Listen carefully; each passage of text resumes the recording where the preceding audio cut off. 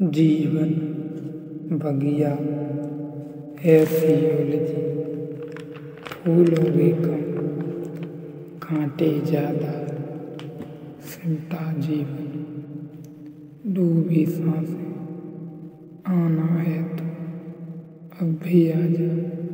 यदि आपने अभी तक अंतिम अध्याय नहीं देखा है तो कृपया करके अंतिम अध्याय देखें, उसके बाद ही इस अध्याय में प्रवेश करें।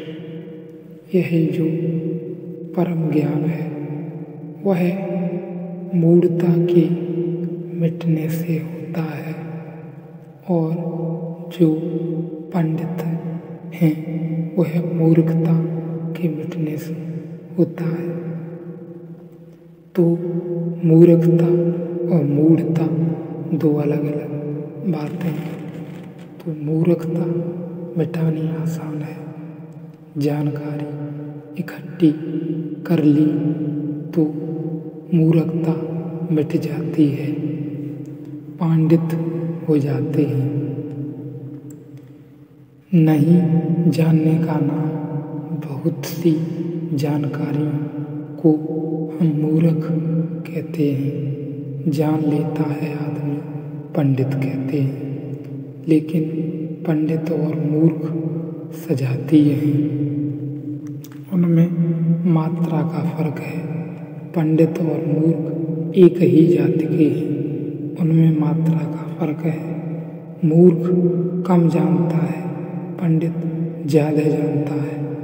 जानकारी की मात्रा उसकी ज़्यादा है, जो अंतर है वह परिणाम का है, मात्रा का है, वह गुण का नहीं है।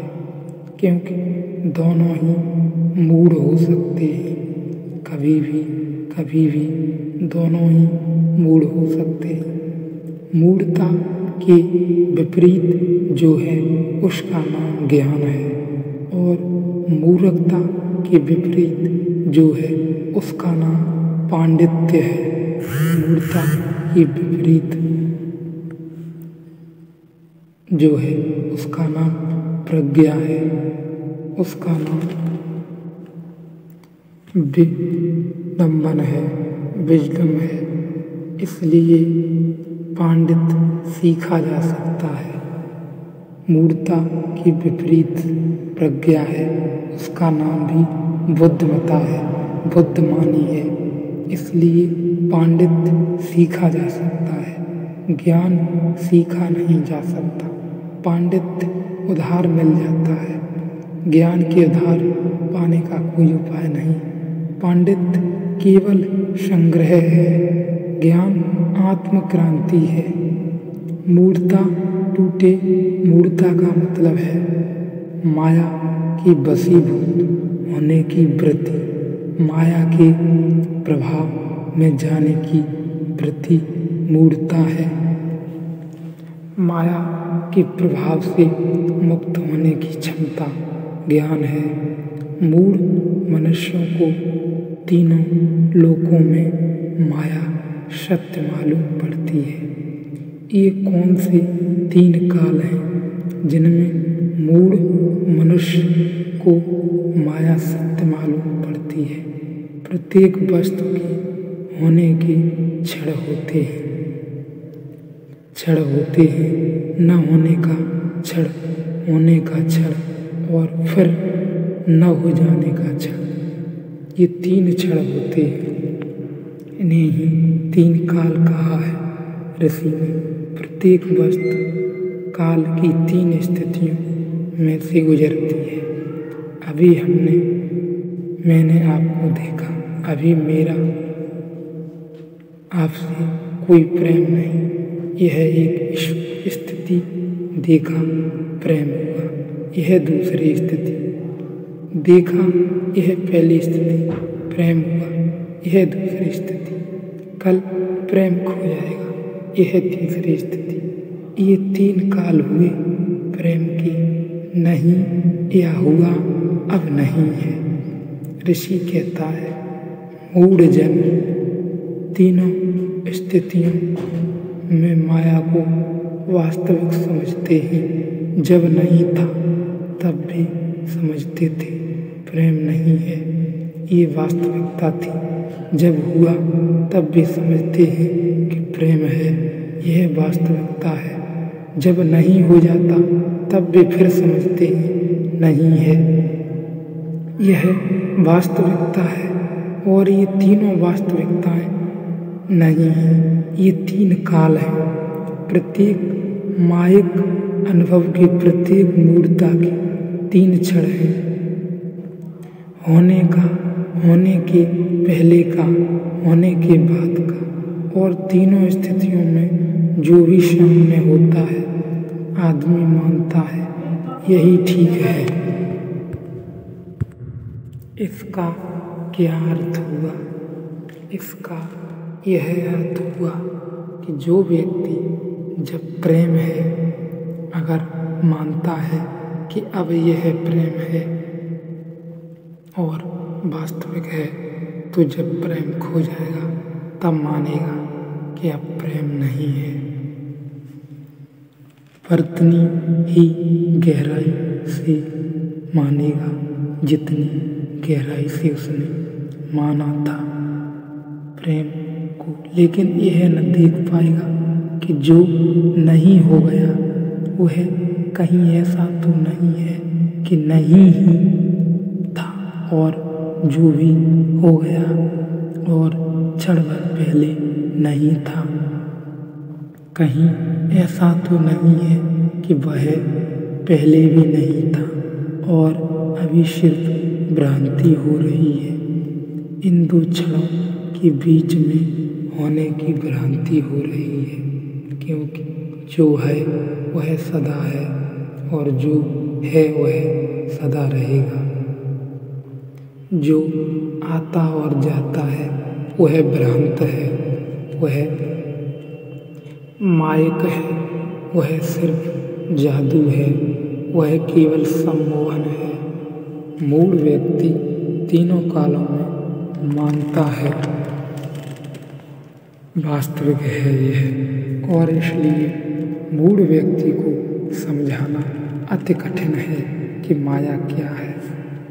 ऋषि कहता है ऐसा ही है, ऐसा कहकर उसे समझाया नहीं जा सकता। क्यों नहीं समझाया जा सकता? क्योंकि जब उसका प्रेम भंग हो जाता है तब हम उससे कहें कि यह प्रेम नहीं था, तो वह मान लेता है कि नहीं था। लेकिन कल उसका प्रेम फिर जन्मता है, तब उसको आप मनाएं, वह कहेगा नहीं यह है। वह न रहा होगा लेकिन यह है। और आदमी वर्तुलाकार क्षमता है मूढ़ होने की। मैं एक आदमी के संबंध में सुना हूँ, उसने जीवन में 8 बार विवाह किया।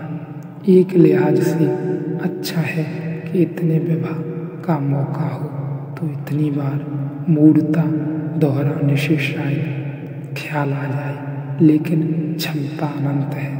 आदमी की बड़ी हैरानी हुई कि जब उसने पहली दफ़ा विवाह किया और 6 महीने बाद विभ्रम हो गया, सब टूट गया, स्वप्न खंडित हुआ, तो उसने सोचा कि मैंने गलत स्त्री चुन ली, दूसरा विवाह किया।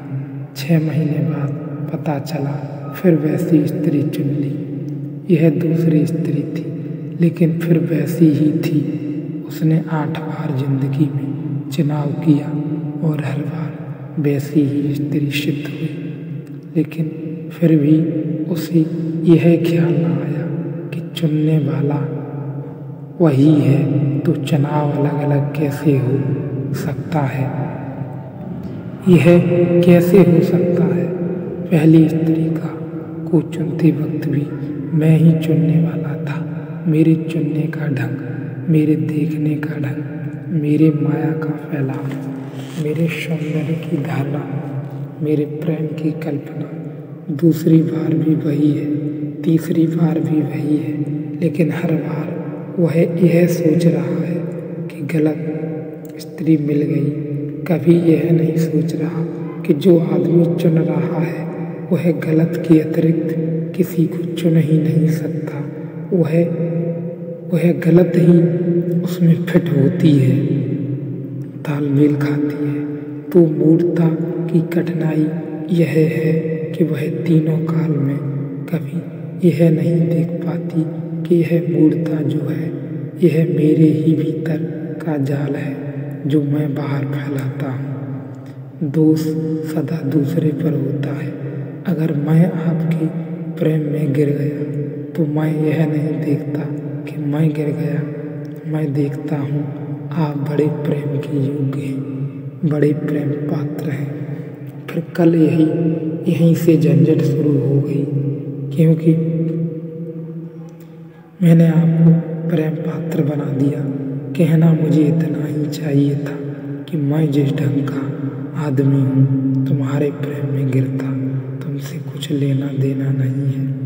तुम खूटी हो, मैं कोट हूँ, मैं तुम पर टंगता, तुमसे कोई लेना देना नहीं है। तुम संदर्भ के बाहर हो, तुम न मिलते मैं कोई दूसरी खुटी खोजता और मेरा कोट जैसी खुटी पर टंग सकता है मैं खोजता। तुम मिल गए, संयोग की बात है। तुम पर कोट मैंने टांग दिया, केवल इतना ही कहना था। लेकिन हम तो उसको ही प्रेम पात्र समझने लगते हैं और खूब इस मूर्खता में पड़े रहते हैं।